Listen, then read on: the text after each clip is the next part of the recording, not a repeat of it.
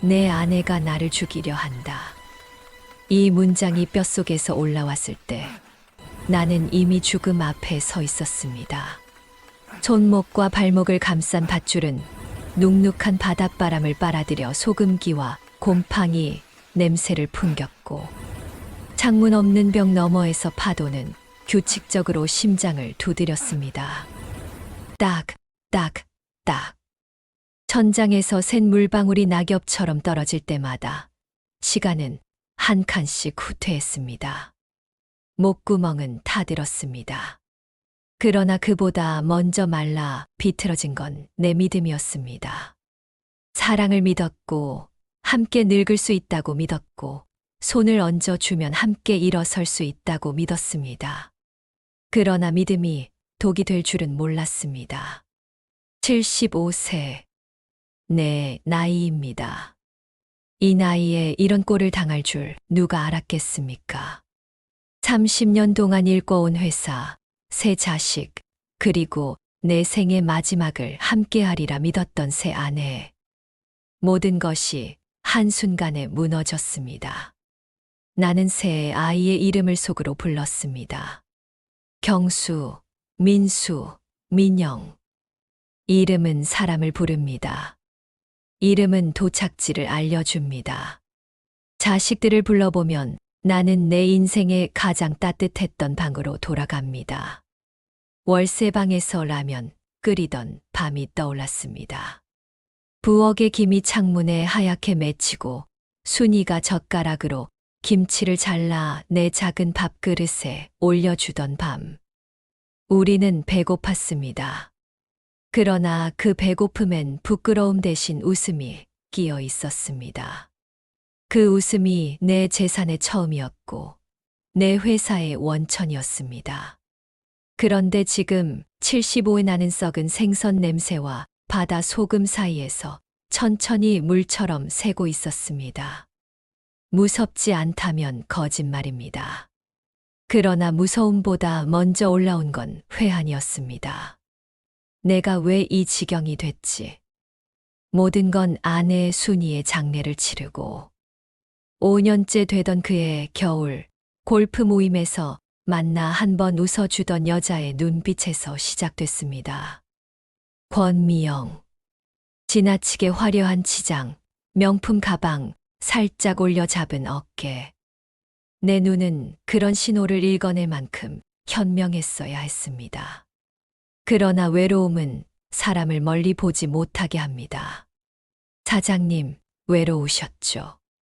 그 한마디에 나는 흔들렸고 혼자 가두어둔 방에 다른 사람의 그림자를 들였습니다.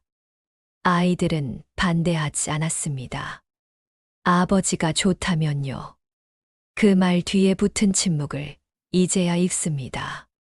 나는 아이들의 침묵을 이해하려 하지 않았습니다. 아버지라는 이름의 무게에 취해 그들의 걱정을 오질 앞으로 치부했습니다. 재혼 3달 뒤 몸이 이상하게 무거워졌습니다. 입맛이 사라졌습니다. 미역국은 늘 내 혀에 바다 소리를 냈는데 어느 날부터 바다는 문서처럼 무미건조했습니다. 잠도 얕아졌습니다. 병원에서 의사는 연세에 비해 아주 건강하십니다라는 상투적인 문장을 2번 반복했습니다. 검사는 정상이었습니다. 그런데 내 몸은 비정상을 말하고 있었습니다. 속에서 돌아가는 작은 바늘이 부지런히 악보를 찢는 소리. 그걸 나는 들었습니다. 그 무렵 미영은 부엌에서 상자를 열어 나를 불렀습니다. 여보, 쥐약 하나 사놨어요. 요즘 집에 쥐가 자꾸 돌아다니더라고요. 그녀의 미소는 봄 같았지만 봄에도 서리가 내립니다. 회사에도 미세한 흔들림이 시작됐습니다. 김민재 그녀의 30대 아들. 첫 만남에서부터 나는 그 아이가 눈빛으로 계산하는 버릇을 보았습니다. 회사의 전략기획실 부장이라는 애매한 직함으로 들어오더니 자료보다 사람을 움직이려 들었습니다. 오래된 창업 멤버가 나에게 작게 귓속말을 했습니다. 회장님, 요즘 접대비가 나는 손을 저었습니다. 가족 일이니 내가 안다고. 그 말은 내 오만이었습니다. 권력은 사람을 큰 방으로 데려다 주지만 그 방엔 창문이 없다는 걸 나는 오랜만에 잊었습니다. 실종 닷새 전 친구 이명국에게 전화가 왔습니다. 형님, 한판 칩시다. 새로 연 골프장인데 조용하고 좋습니다. 조용하고 좋다는 말은 언제부터인가 불안의 다른 이름이 되었습니다. 그러나 나는 갔습니다. 믿음은 습관이었고 나는 습관에 익숙한 늙은이였습니다. 클럽하우스에서 그가 내밀어 준 차는 맑았고 잔은 깨끗했습니다. 내가 본 마지막 풍경은 잔 표면에서 흔들리는 천장의 조명과 내 얼굴을 기울여 비추던 수면이었습니다. 그 뒤로는 어둠. 어둠이 내 기억을 재단사처럼 싹둑 잘라냈습니다. 깨어나 보니 바다는 파도를 보내고 벽은 냄새를 보냈습니다. 입안에 금속 맛이 맴돌았습니다. 혀 끝에 앉은 작은 쇠붙이. 나는 내 몸의 진실을 그때 알았습니다. 누군가 내 속의 작은 바늘을 매일 조금씩 꽂아왔다는 것을. 비소였습니다. 쥐를 잡는 그 하얀 가루가 내 커피에, 내 국에, 내 물에 매일같이 타들어갔던 겁니다. 한 번만 더 말할 수 있다면 내가 아이들에게 가장 먼저 하고 싶은 말은 이것입니다. 미안하다. 너희 어머니를 쉽게 잊으려 했구나. 그러나 사과보다 먼저 해야 할 일이 있었습니다. 살아남는 것. 숨이 길어지면 생각도 길어집니다. 살아남아야 진실을 말할 수 있습니다. 고개를 들어 벽 어딘가를 바라보며 나는 속으로 손가락을 세었습니다. 하나, 둘, 셋. 파도의 간격을 기억하고 물방울과 물방울 사이에 내 이름을 끼워 넣었습니다. 경수야, 민수야, 민영아. 이름은 나를 붙잡았습니다. 아버지의 의지는 육신에서 나옵니다. 어둠 속에서 나는 또렷하게 다짐했습니다. 끝까지 버틴다면 내 아이들이 길을 찾을 것입니다. 과학과 수학과 수행. 그 아이들만의 무기가 나보다 정확할 것입니다. 문고리가 돌아갔습니다. 발걸음 2개가 안으로 들어왔습니다. 이명국과 김민재. 이명국은 손에 물병을 들고 있었습니다. 물이 흔들릴 때마다 내 식도는 비명을 질렀습니다. 그는 웃었습니다. 회장님, 사람은 떠날 때 조용해야 품위가 있습니다. 품위. 그 단어를 그의 입에서 들으니 갑자기 싸구려처럼 들렸습니다. 나는 입술만 움직였습니다. 미영이는 어디 있지? 그는 대답하지 않았습니다.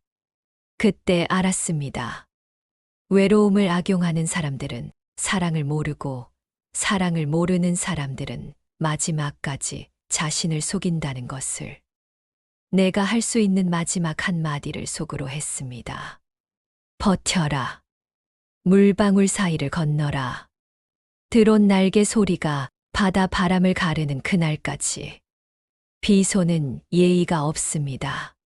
서서히 매일 아주 작은 양으로 들어와 사람이 자기 몸을 의심하게 만듭니다.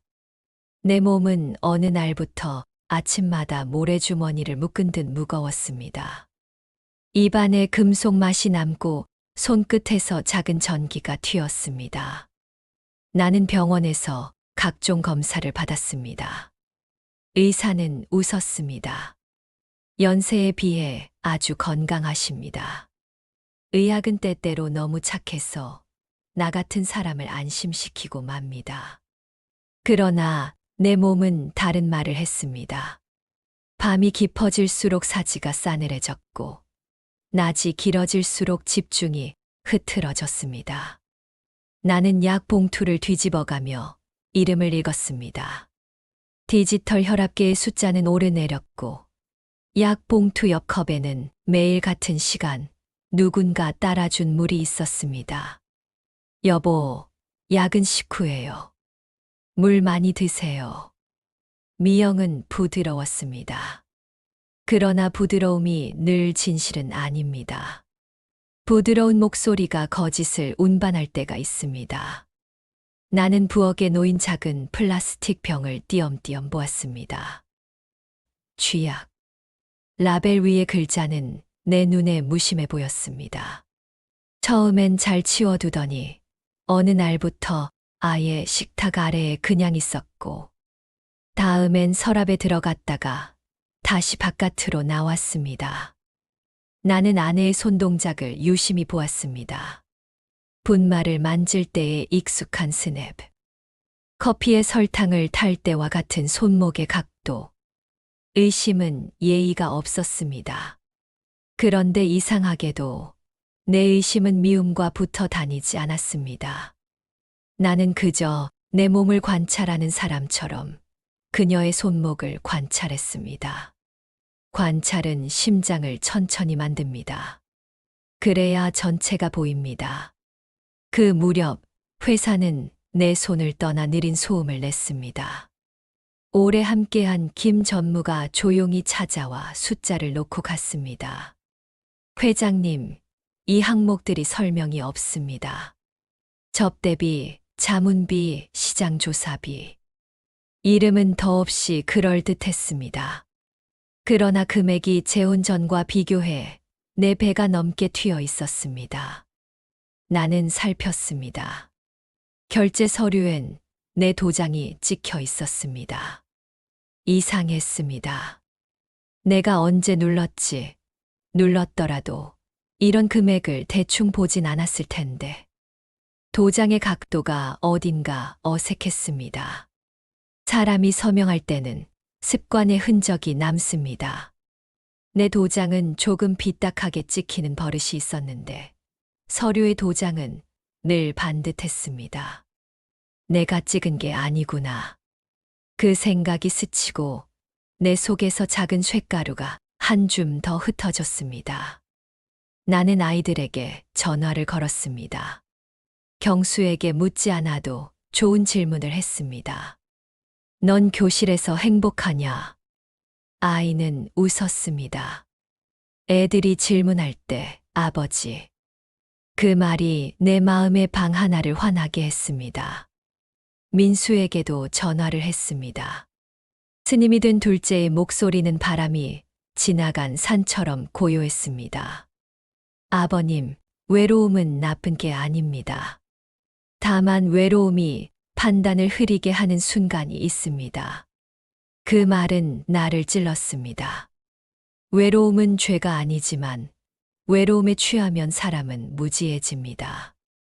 나는 취해 있었습니다. 그날 새벽 나는 한강을 걷다가 잠시 멈췄습니다. 물 위로 달빛이 얇게 내려앉아 있었습니다. 순이야, 내가 실수한 걸까? 죽은 사람에게 말을 걸어도 대답은 오지 않습니다. 그러나 말은 내 귀로 들어와 내게 돌아옵니다. 집으로 돌아오니 미영이 서류를 꺼냈습니다. 여보, 이거 좀 봐요. 세무사가 말하길 지분을 미리 정리하는 게 좋대요. 나중에 애들 세금 때문에. 서류의 제목은 증여. 눈앞이 선명해졌습니다. 나는 펜을 내려놨습니다. 그건 내가 알아서 할 일이지. 그날 밤 내 머리맡엔 더 이상 물이 놓이지 않았습니다. 대신 아침에 마시는 커피가 유난히 달았습니다. 이명국에게서 전화가 왔습니다. 골프를 치자고 했습니다. 그는 유난히 친절했습니다.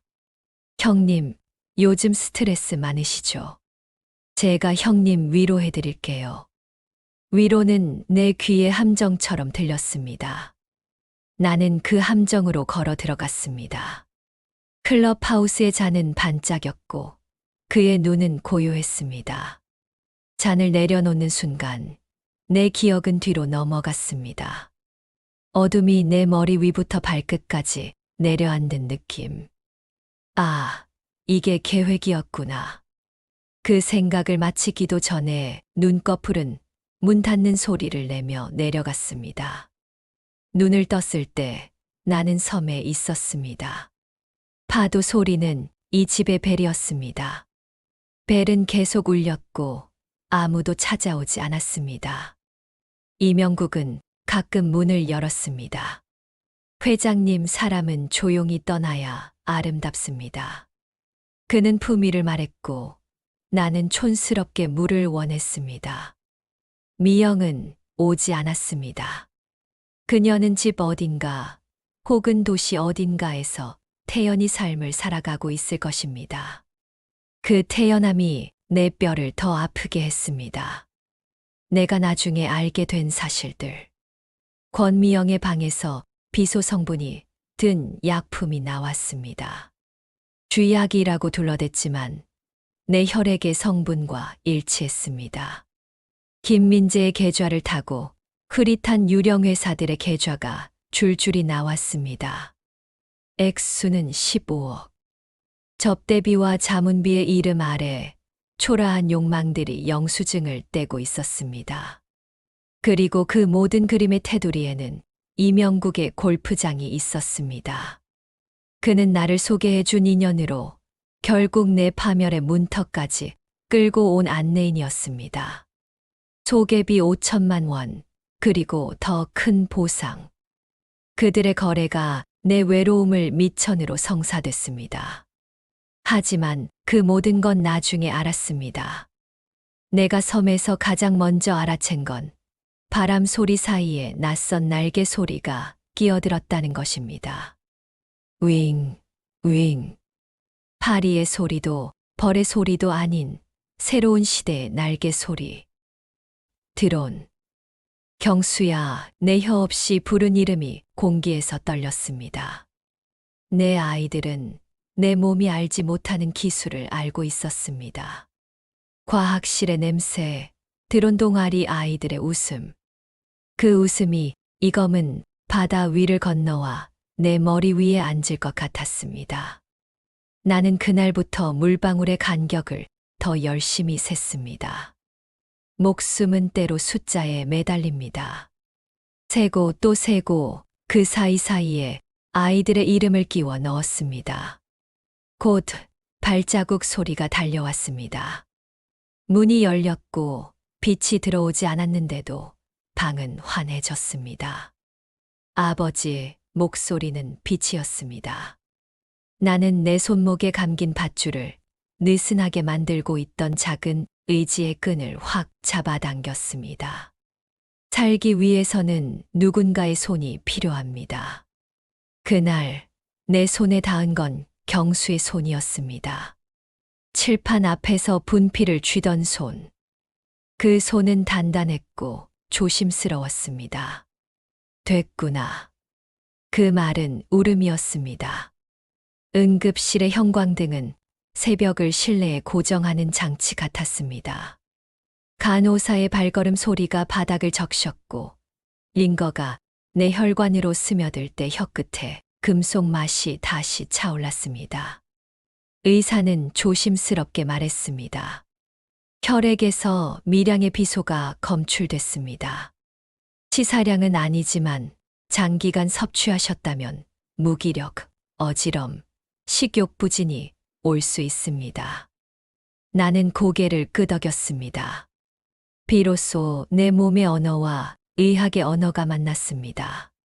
불행이 설명 가능해지는 순간 사람은 잠깐 안도합니다. 내 잘못이 아니었구나. 하지만 다음에 따라오는 건 어김없이 부끄러움이었습니다. 남의 손에 내 밥그릇을 맡겼구나. 침대 옆 의자에 경수가 앉았습니다. 얼굴이 말라 보였습니다. 아버지, 물 드세요. 한 모금 넘길 때 목구멍이 타는 듯 했습니다. 그 한 모금이 내 안에 다시 사람을 들였습니다. 민수가 들어와 합장했습니다. 아버님, 살아 돌아오셔서 감사합니다. 민영도 눈가가 붉었습니다. 제 아이의 손이 내 손등 위에 겹쳤습니다. 그 손의 온도는 부엌의 국처럼 익숙했습니다. 나는 눈을 감고 입술을 움직였습니다. 미안하다. 제 아이는 동시에 고개를 저었습니다. 아버지 잘못 아니에요. 그러나 나는 압니다. 외로움은 죄가 아니지만 외로움에 도망간 건 내 선택이었습니다. 아이들은 각자 자신의 언어로 진실을 가져왔습니다. 경수는 노트북을 열었습니다. 흐릿한 사진 한 장. 클럽하우스 복도에서 두 남자가 한 노인을 부축하는 장면. 노인의 옆모습은 내 얼굴에 오래된 그림자였습니다. 사진 아래 인생은 타이밍이라는 건방진 문장이 붙어 있었습니다. 김민재가 SNS에 올린 글. 웃고 있는 그의 얼굴이 얼음처럼 보였습니다. 아버지, 이게 사흘 전입니다. 경찰인 사위 영찬이 덧붙였습니다. 을왕리 선착장 CCTV에 권미영 씨가 잡혔습니다. 덕적 도행 배편을 확인했습니다. 민영은 숫자들을 펼쳐 보였습니다. 그래프가 계절처럼 올라가 있었습니다. 재혼 전 접대비 월 평균 800만 원, 재혼 후 3,200만 원. 유령회사 세 군데로 돈이 빠져나갔고 다시 김민재 개인 계좌로 들어옵니다. 총액 15억. 경수는 도장을 확대했습니다. 필적 감정 맡겼어요. 결론은 아버지 서명 위조. 민수는 옆에서 조용히 말했습니다. 최 회장님이 그러셨어요. 석 달 전부터 아버님이 이상하다고, 피곤하고, 숨이 가쁘고, 병원은 이상 없다 하고. 그때부터였어요. 내 심장이 한 번 크게 쿵 쳤습니다. 석 달. 그게 비소의 시간표였습니다. 법은 움직였습니다. 경찰은 우리 집을 압수수색했습니다. 서랍에서 작은 병이 나왔습니다. 쥐약이라고 쓰여 있었습니다. 성분 분석 결과는 내 혈액과 일치했습니다. 미영은 울었다고 합니다. 저는 몰랐어요. 민재가 이사장님이 눈물은 때로 사람의 마지막 무기입니다. 그러나 이번엔 그 무기가 무딘 나이프처럼 바닥에 떨어졌습니다. 이명국은 체포되면서도 침착했다고 합니다. 나는 그냥 도와준 것뿐이야. 도와준 것. 나를 섬에 데려가 감금하고 물과 음식을 끊고 죽음과 자연사를 혼동하게 만든 것을 도움이라 부르는 사람. 나는 내 마음 깊은 곳에서 오래된 분노를 발견했고 그 분노를 주머니에서 꺼내 다시 접어넣었습니다. 분노는 사람을 뜨겁게 하지만 뜨거움은 오래 가지 않습니다. 오래 가야 하는 건 정이었습니다.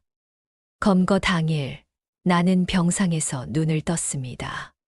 창밖으로 늦가을 빛이 한 장씩 찢겨 들어왔습니다. 문이 열리고 영찬이 들어와 말했습니다. 장인어른, 체포했습니다. 그리고 권미영 씨, 자백 일부 했습니다. 나는 허공을 매만졌습니다. 자백. 처음부터 계획이었어요 라는 말이 내 귀에 들리지 않는데도 들리는 것처럼 선명했습니다. 일주일만 굶기면 자연사처럼 보일 거라. 나는 이불을 움켜쥐고 잠시 눈을 감았습니다. 서럽게 울고 싶었습니다. 그러나 울음은 뒤로 미루었습니다. 해야 할 일이 있었습니다. 살아서 증언하는 일. 진실은 말해져야 진실이 됩니다. 며칠 뒤 법정에 섰습니다. 휠체어에 앉아도 나는 서 있는 기분이었습니다. 재판장의 목소리는 햇살과 그림자를 공평하게 배분했습니다. 피고인석의 그녀는 수의를 입고 있었습니다.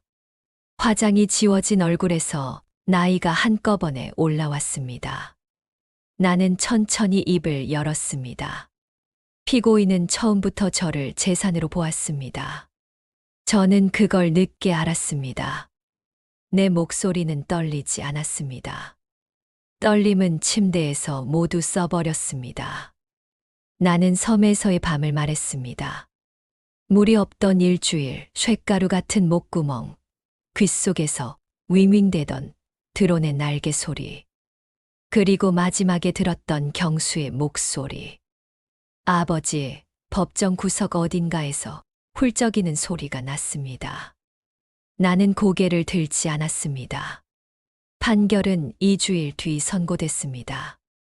권미영 징역 12년, 이명국 징역 10년, 김민재 징역 8년. 숫자는 차갑지만 그 뒤에 숨은 온기를 나는 보았습니다.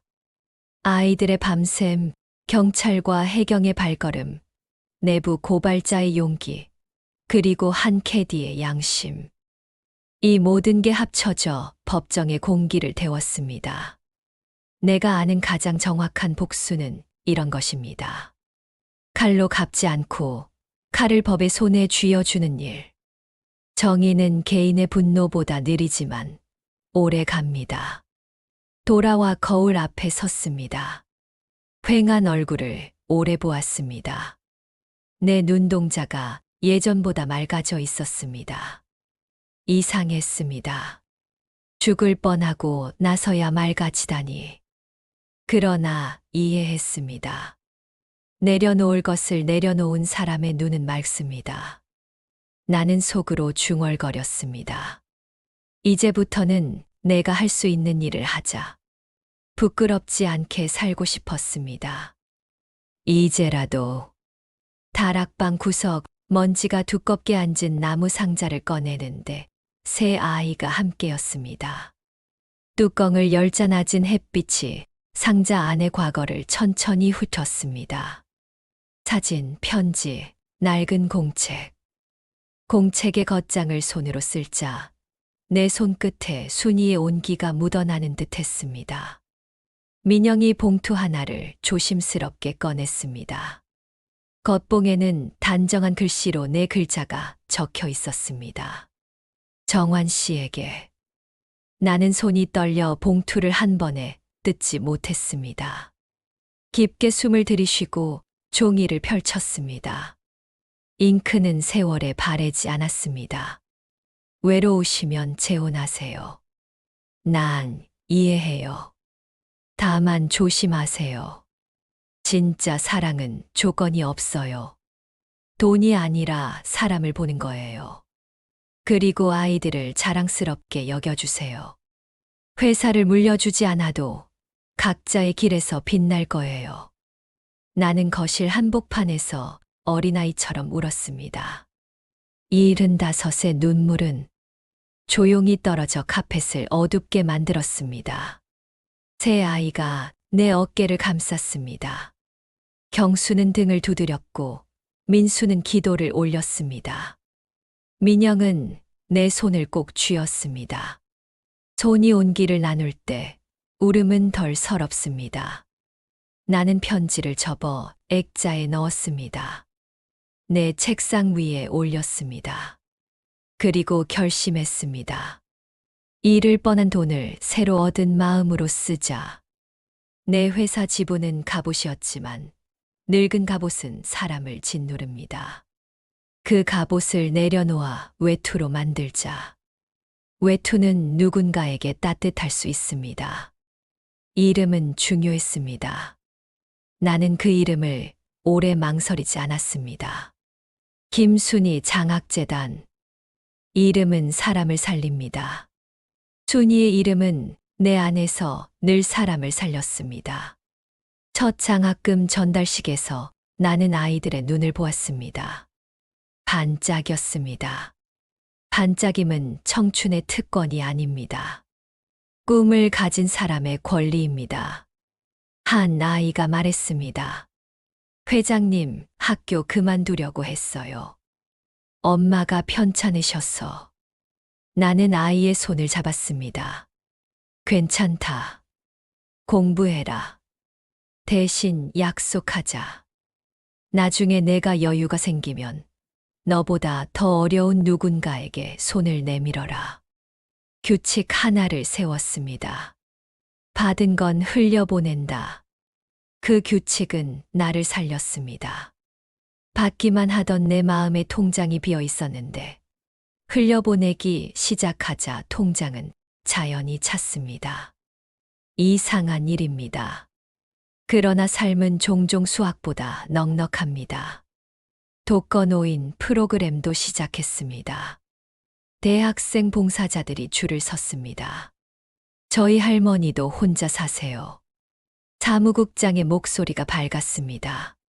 젊은 목소리엔 시간이 더 많았습니다. 나는 대학생들과 함께 오래 방치된 방의 창문을 열었습니다. 햇빛이 들어오고 먼지가 춤을 췄습니다. 어르신의 눈가가 촉촉해졌습니다. 오랜만에 누가 와줬네. 외로움은 무게를 갖고 있습니다. 누군가 문을 열고 들어오면 그 무게가 살짝 줄어듭니다. 아주 조금이라도. 내게 필요했던 것도 아마 그런 발걸음 하나였을 것입니다. 나는 그 한 발걸음을 내 이름으로 누군가의 집에 보내기로 했습니다. 내가 지분을 재단에 넘기겠다고 하자 아이들이 놀랐습니다. 아버지, 저희 목도요? 그래. 내 목소리는 단단했습니다. 너희는 이미 가진 게 많다. 각자 하고 싶은 일 하며 살잖니. 경수야, 넌 교실에 있을 때 눈빛이 가장 맑다.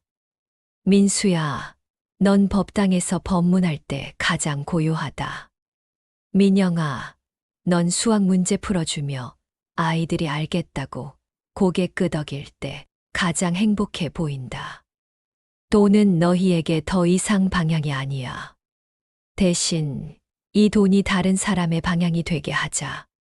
아이들의 눈이 흔들렸다가 이내 초점이 맞았습니다. 그때 나는 알았습니다. 내 자식들은 이미 나보다 크고 나보다 맑다고. 재단의 초대 사무국장으로 이지은이라는 젊은이가 들어왔습니다. 열정이 물잔에서 넘치듯 말했습니다. 회장님, 독거노인 프로그램에 자원봉사자가 50명 넘게 신청했어요. 나는 웃었습니다. 세상이 이렇게나 빨리 답할 줄 몰랐습니다. 아마도 사람들 마음 속에도 작은 외로움이 있었고 그 외로움이 서로를 찾아 길을 만든 게 아닐까. 누군가의 문을 2번 두드리는 일은 때로 세금을 내는 것보다 중요합니다. 나는 나를 구한 도구들을 재단으로 가져왔습니다. 경수의 제자들이 만든 작은 로봇은 독거노인 집 안에서 말벗이 되어주고 약 먹을 시간을 알리고 위급시 신고까지 했습니다. 아이들의 과학은 내 젊은 날 공장 기계의 소리보다 훨씬 정확하고 다정했습니다. 민수가 설계한 청소년 인성 프로그램은 템플스테이로 이어졌습니다. 분노는 3초만 늦추면 친구가 될 수 있습니다. 나는 민수에게 배웠습니다. 민영은 장학생 선발 기준을 다듬었습니다. 숫자는 공평해야 해요. 하지만 공평함에도 따뜻함이 있어야 해요. 그녀의 말은 수학적이고도 모성적이었습니다. 나는 늦게 배웠고 늦게 내놓았습니다. 그러나 늦게 시작한 일이 늘 늦는 건 아닙니다. 가끔은 늦게 오는 봄이 더 오래 갑니다. 나는 내 눈앞에 피는 작은 봄들을 보며 알았습니다. 내 인생의 결론은 회사가 아니었습니다. 사람, 이름, 이야기가 결론이었습니다. 그리고 용서. 나는 아직 묵직한 돌 하나를 품고 있었습니다. 김민재. 교도소에서 온 봉투는 얇았습니다. 얇은 종이 안에 무거운 떨림이 들어 있었습니다. 발신인 김민재. 나는 봉투를 앞에 놓고 오래 바라보았습니다. 받아들고 싶지 않았습니다. 그러나 피할 생각은 더 이상 하지 않기로 했습니다. 종이를 펼치자 서툰 글씨가 눈을 찔렀습니다. 글씨는 기울어 있었습니다. 사람의 마음이 기울면 글씨도 기웁니다. 용서를 구할 자격이 없습니다. 다만 회장님의 건강과 행복을 기원합니다. 나가면 달라지겠습니다. 문장들은 애써 마른 입술로 뱉은 것처럼 거칠고 건조했습니다. 사랑받고 자라지 못한 마음이 쓰는 문장에는 비어있는 단어들이 많습니다. 그는 어릴 때 아버지를 잃었고 어머니와 둘이 살았습니다. 어머니는 남편 대신 돈을 숭배하게 되었고 아들은 아버지 대신 욕망을 따라 자랐습니다. 그 아이의 초라한 자존심에 나는 처음으로 연민을 느꼈습니다. 연민은 용서와 다릅니다. 그러나 용서의 문턱은 연민으로 만들어져 있습니다. 나는 답장을 썼습니다. 용서 쉽지 않습니다. 솔직히 말하면 여전히 화가 납니다. 그러나 미워하지는 않겠습니다. 미움은 나를 가난하게 만드니까요. 당신이 진심으로 뉘우친다면 그걸로 충분합니다. 나머지는 당신의 다음 선택이 증명할 겁니다. 봉투를 닫으며 내 마음도 조금 닫혔습니다. 그리고 곧 조금 열렸습니다. 사람의 마음은 문처럼 닫기만 해서도 열기만 해서도 쓰임새가 없습니다. 닫고 열고 바람을 들이고 먼지를 털어내야 합니다. 선고날 판사가 망치를 내리치자 법정의 공기가 움직였습니다. 그녀는 그 자리에서 주저앉았습니다. 오만이 처음으로 자기 체중을 알았습니다. 김민재는 고개를 떨궜습니다. 두 어깨에 자기 나이가 아닌 나이가 얹혀 있었습니다. 이명국은 능숙하게 체념했습니다. 죄도 습관이 되나 봅니다. 나는 그들을 보며 이상하게도 가난했던 내 청춘을 떠올렸습니다. 그때 나는 하루 12시간 내내 일했고 그래도 웃었습니다. 웃을 수 있었던 이유는 내 옆에 있는 사람이 날 이용하지 않았기 때문입니다. 순이의 손은 내 손을 부자로 만들었습니다. 부자는 돈이 많아서가 아니라 자기보다 먼저 누군가를 떠올릴 수 있어서입니다. 판결 이후 언론이 내게 물었습니다. 용서하시겠습니까? 나는 답하지 않았습니다. 용서는 그렇게 기자의 마이크 끝에서 흥정하는 단어가 아닙니다. 용서는 아주 사적인 곳에서 아주 오래 걸려 만들어지는 기도 같은 것입니다. 나는 대신 재단 회의실로 갔습니다. 첫 번째 장학생들의 성적표가 놓여 있었습니다.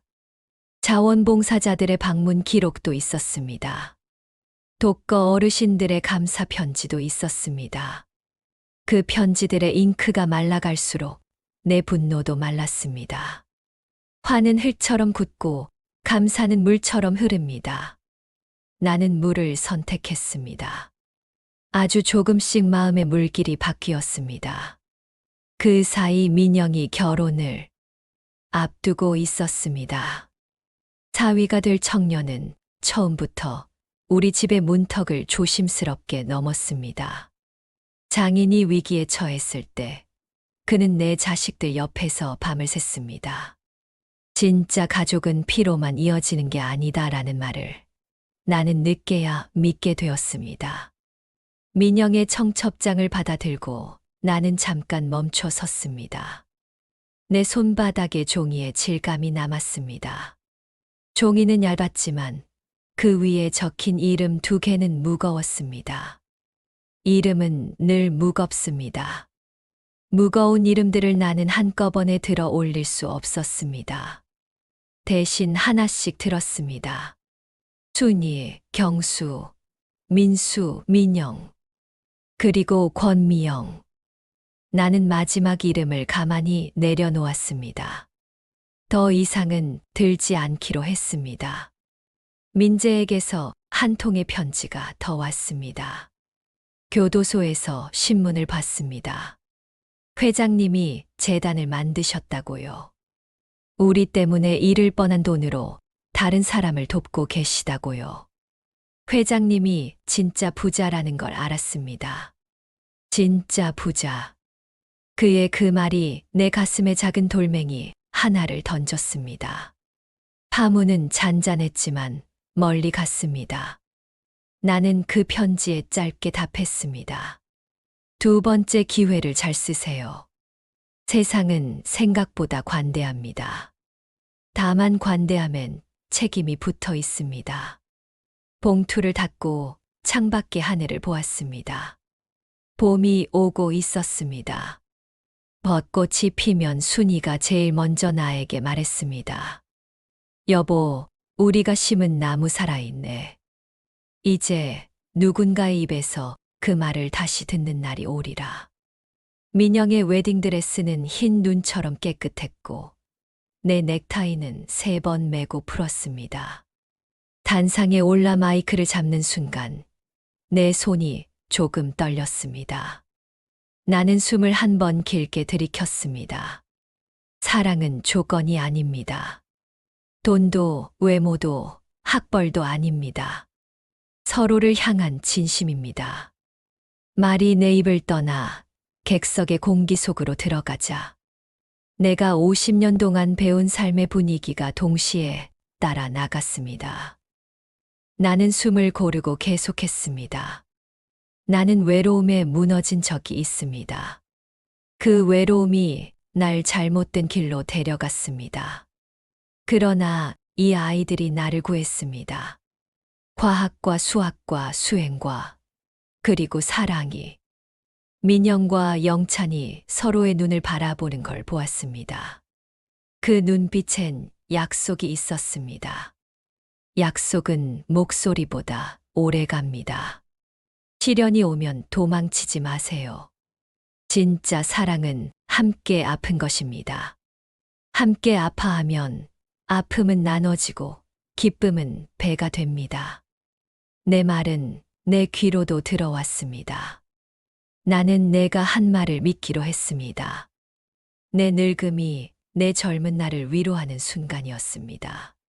식장이 정리되고 가족만 남아 작은 한정식 집에 모였습니다. 건배를 하고 서로의 근황을 나눴습니다. 경수가 말했습니다. 교감 승진 대상자래요. 근데 고민이에요. 수업이 좋아서. 나는 웃었습니다. 직급이 아니라 무엇을 할 때 가장 행복한지가 너의 길이다. 민수도 말했습니다. 절에서 주지 제안이 왔습니다. 책임이 무겁습니다. 나는 고개를 끄덕였습니다. 무거운 걸 드는 게 꼭 옳은 선택이라는 뜻은 아니다. 가장 오래 들 수 있는 걸 들어라. 내 말은 누군가의 군복처럼 어깨에 올랐습니다. 군복의 무게는 계급장이 아니라 국민을 대하는 태도에서 나온다네. 어릴 적 듣던 말이 내 입에서 늦게 핀 꽃처럼 피었습니다. 집으로 돌아오는데 갑자기 불이 꺼졌습니다. 정전. 아이들이 동시에 휴대폰을 꺼내 플래시를 켰습니다. 나는 서랍에서 촛불을 찾았습니다. 불을 붙이자 작은 불꽃이 방을 알렸습니다.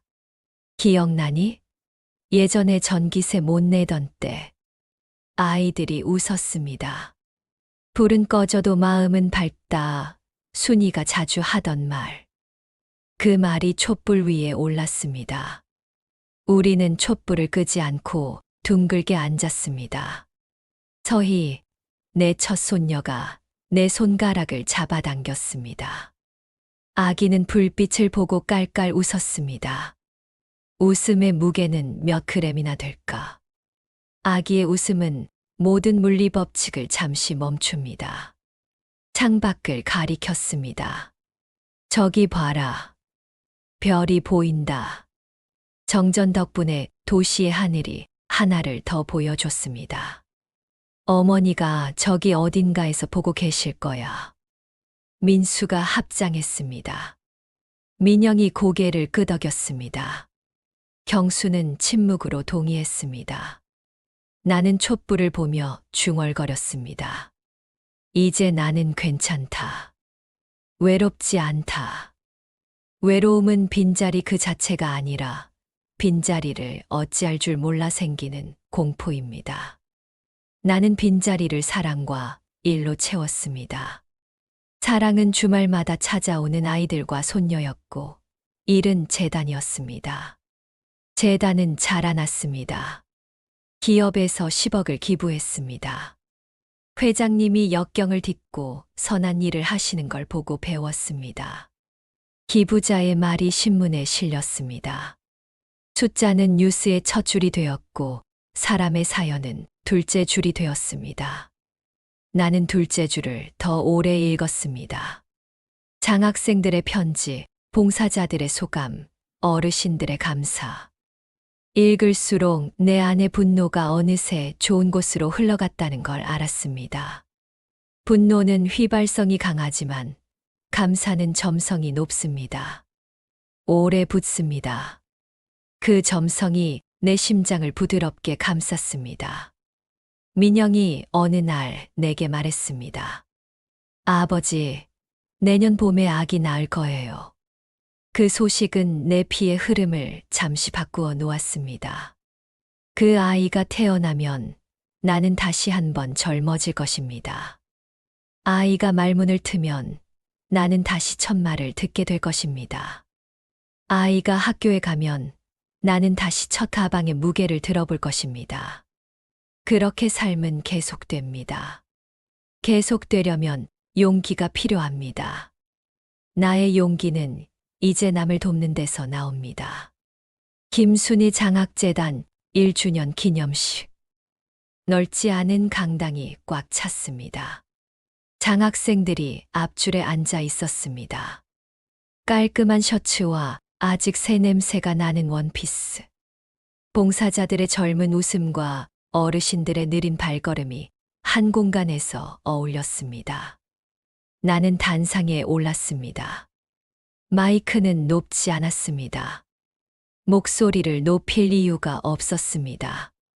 이 1년 동안 우리는 200명의 학생에게 장학금을, 300가구의 어르신에게 방문을, 5,000명의 청소년에게 인성교육을 건넸습니다. 숫자를 말하는 동안에도 나는 마음속에서 다른 숫자를 셌습니다. 용기 하나, 눈물 셋, 웃음 5, 감사 12. 그 숫자들이 내 말의 뒤쪽에서 동시에 고개를 끄덕였습니다. 하지만 숫자는 표지판일 뿐입니다. 중요한 건 우리가 나눈 마음입니다. 진짜 부자는 돈이 아니라 사람이 많은 사람입니다. 저는 이제 부자입니다. 좌중의 공기가 움직였습니다. 박수 소리는 소란스럽지 않고 깊었습니다. 나는 아이들을 보았습니다. 경수, 민수, 민영. 세 아이의 눈빛이 내 삶의 시험지를 다시 채점했습니다. 나는 합격했습니다. 합격의 기준은 평균이 아니라 방향이었습니다. 옳은 방향으로 가고 있으면 점수는 자동으로 따라옵니다. 행사가 끝나고 옥상으로 올라가 밤을 올려다보았습니다. 별은 여전했습니다. 세상이 이렇게 많이 변해도 별은 별입니다. 민영이 내 팔을 살짝 잡았습니다. 아버지, 오늘 연설 정말 좋았어요. 나는 웃었습니다. 내 어머니가 다 시킨 거다. 순이의 이름을 내 입으로 불렀을 때 마음이 한 번 수축하고 이내 다시 펼쳐졌습니다. 사람의 이름은 호흡과 닮았습니다. 불러야 삽니다. 계단을 내려오는데 이지은 사무국장이 달려와 말했습니다. 회장님, 오늘 현판식 영상 조회수가 벌써 10만이 넘었대요. 나는 손사래를 쳤습니다. 숫자에 예민하게 살아온 사람이지만 이제 조회수에 마음을 주고 싶진 않았습니다. 그러나 한 가지 생각은 들었습니다. 많은 사람이 본다면 더 많은 손이 모이겠지. 그러면 더 많은 등불을 켤 수 있습니다. 도시의 밤은 밝지만 사람의 마음은 종종 어둡습니다. 마음에 켜는 등불은 댓글 대신 발걸음으로 달립니다. 집으로 돌아와 서재에 앉아 아내의 사진을 보았습니다. 여보, 우리가 심은 씨앗이 자라고 있어. 사진 속 순이가 웃었습니다. 그 웃음은 항상 내 결심을 강화하는 약이었습니다. 나는 일기를 펼쳤습니다. 진짜 부자는 돈이 많은 사람이 아니라 사랑하는 사람이 많은 사람이다. 큰 집에 사는 사람이 아니라 손을 내밀 사람이 많은 사람이다. 높은 자리에 앉은 사람이 아니라 기댈 어깨를 내어줄 수 있는 사람이다. 나는 펜을 내려놨습니다. 내 손이 가벼워졌습니다. 내 마음도. 그로부터 몇 주 뒤 특별한 초대장이 하나 왔습니다. 교도소, 면회실, 유리창 너머에 김민재가 앉아 있었습니다. 그는 이전보다 앙상해 보였습니다. 회장님 목소리가 쉰 오르간 같았습니다. 죄송합니다. 나는 고개를 끄덕였습니다. 잘 알아. 한 단어가 내 입에서 나왔습니다. 꾸짖지 않았고 위로하지도 않았습니다. 잘 알아. 살아야 바뀝니다. 살아야 참회가 의미가 있습니다.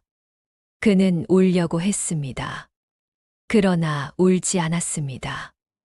눈물이 죄를 씻어주진 않습니다. 행동만이 씻습니다. 민영은 날마다 커졌습니다. 배 속에 아이가 발로 차는 느낌이 내 손바닥까지 전해졌습니다. 그해 봄, 민영의 둘째 아이가 태어났습니다. 세준이라는 이름을 지었습니다. 아이는 눈을 번쩍 뜨고 내 얼굴을 바라봤습니다. 나는 손가락을 내밀었고 아이의 손이 내 손을 꽉 잡았습니다. 그 작은 손의 힘이 믿기지 않았습니다. 내 생애 가장 단단한 악수였습니다. 그날 나는 내 안에서 오래된 문 하나가 닫히고 새 문 하나가 열리는 소리를 들었습니다. 과거의 슬픔은 문 뒤로 갔고 미래의 행복은 문턱을 넘었습니다. 나는 아이들을 불렀습니다. 거실에 둘러앉았습니다. 식탁 위에 따뜻한 차가 식어가고 있었습니다. 얘들아, 아버지가 말해두고 싶은 게 있다. 세 아이가 동시에 나를 봤습니다. 아버지가 죽으면 어머니 옆에 묻어다오. 장례는 조촐하게 하고 부의금은 받지 말고 재단에 보태라. 민영이 입술을 깨물었습니다. 아버지, 그런 얘기는 아직. 나는 웃었습니다. 유언은 오래 써야 한다. 매일 조금씩 고쳐 써야 한다. 그래야 그때가 왔을 때 후회가 없다. 경수는 고개를 끄덕였습니다. 민수는 합장했습니다. 우리 가족은 말이 적었지만 말이 깊었습니다. 몇 달 뒤 나는 회사에서 완전히 물러났습니다. 지분을 전부 재단에 기부했습니다. 계약서에 사인을 하는 순간 이상하게도 내 등이 가벼워졌습니다. 갑옷을 벗으면 사람은 춤출 수 있습니다. 나는 늦게야 춤추는 법을 배웠습니다. 춤은 음악이 아니라 마음이 가르칩니다. 나는 재단에만 집중했습니다. 장학생 면담을 하고 봉사자 교육에 참여하고 어르신들을 찾아갔습니다. 손을 잡을 때마다 손의 온도가 조금씩 달랐습니다. 어떤 손은 봄 같았고 어떤 손은 겨울 같았습니다. 겨울 같은 손은 오래 잡았습니다. 봄 같은 손은 오래 두었습니다. 3년이 지나 재단 로비 벽에 사진이 걸렸습니다. 내 옆에 새아이와 사위, 며느리, 그리고 내 품에는 서희와 세준이 있었습니다. 손주들은 사진 속에서도 웃고 있었습니다. 웃음은 사진에서도 살아 움직입니다. 방문객에게 사무국장이 말했습니다. 이 가족의 사랑에서 이 재단이 시작됐습니다. 나는 멀리서 그 말을 들으며 속으로 답했습니다. 사랑에서 시작하지 않은 건 오래 가지 않는다. 우리 재단은 오래 갈 것입니다. 이름이, 이야기가, 사람이 서로 붙들고 있으니 나는 가끔 순이의 산소를 찾았습니다. 여보, 지금은 괜찮아. 내 말이 묘비에 머물렀다가 하늘로 올라갔습니다. 바람이 나무잎을 흔들었습니다. 바람의 손은 언제나 바쁩니다. 바람은 사람의 눈물을 말려주고 사람의 분노를 식혀줍니다. 나는 바람에게 부탁했습니다. 우리 아이들, 손주들, 그리고 우리가 아직 모르는 수많은 사람들의 방에 바람처럼 들렀다 가라. 바람은 대답하지 않지만 늘 들어줍니다. 어느 가을날 재단에서 특별한 손님을 맞았습니다. 김민재였습니다. 출소 후 첫 방문이었습니다. 그는 머리를 숙였습니다. 회장님, 제가 봉사활동을 하고 싶습니다. 아무 일이든 하겠습니다. 나는 그의 눈을 보았습니다. 예전에 계산하는 눈빛은 사라지고 그 자리에 두려움과 희망이 섞여 있었습니다. 좋아. 대신 조건이 있다.